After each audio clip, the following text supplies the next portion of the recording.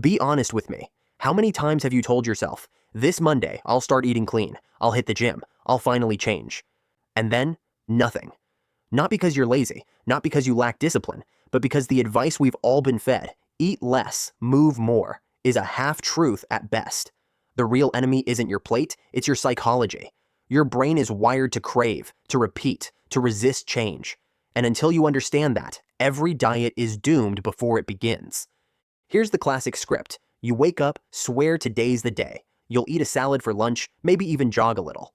By 10 a.m., you're already bargaining with yourself. One cookie won't hurt. By dinner, it's a full-blown fast food crime scene, and you're promising redemption tomorrow.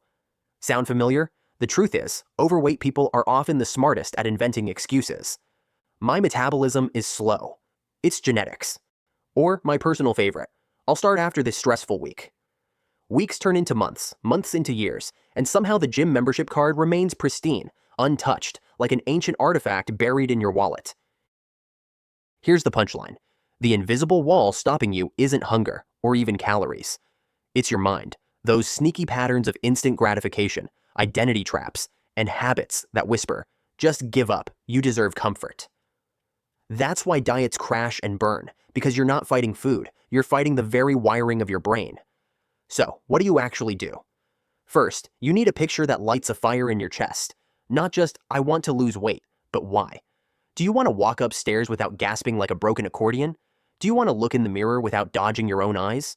Or maybe you just want the confidence of finally keeping a promise to yourself. That's your fuel. Next, goals. Not vague dreams like, get fit someday. Concrete ones. Lose 5 pounds in 6 weeks. Do 10 push-ups without collapsing. The brain loves clarity, it hates fog. Then, make a plan so ridiculously simple you can't say no. Change your breakfast, prep some eggs, put your gym shoes by the door. The smallest win beats the biggest fantasy. Because here's the truth, waiting for motivation is like waiting for the weather. You can't control it. But action? Action builds the storm you need. Here's the secret, willpower is overrated. Stanford psychologist Kelly McGonigal calls it a finite resource. The more you rely on it, the faster it burns out. That's why you can resist donuts at 9 a.m., but surrender at 9 p.m. The trick? Don't fight temptation, outsmart it.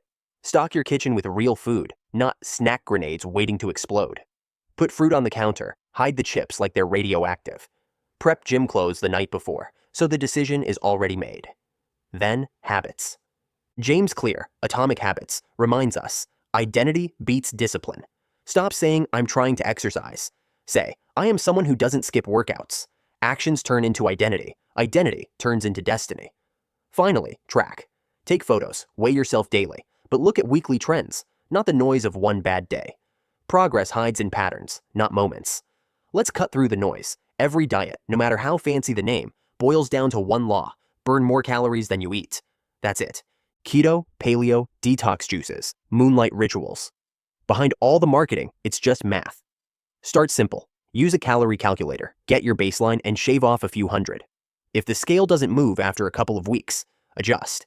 Eat 200 to 300 calories less, or move your body more. It's brutally fair. The hard part?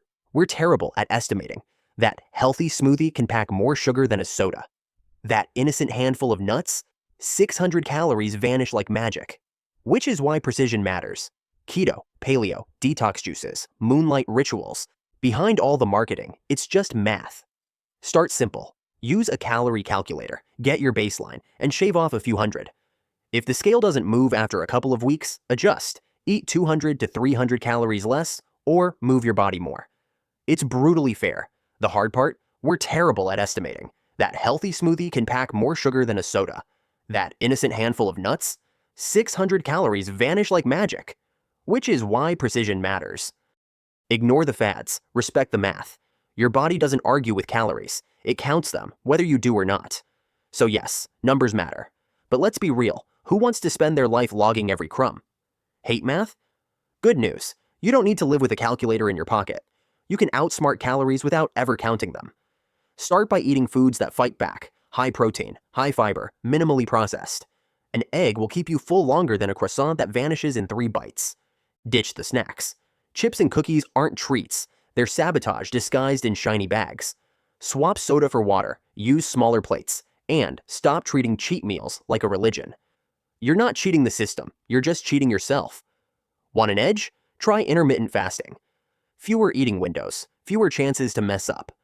3 to 5 meals a day works fine too. Just eat more when you're hungriest, not when you're bored. The rule is simple. Real food fills you, fake food fools you. Choose wisely.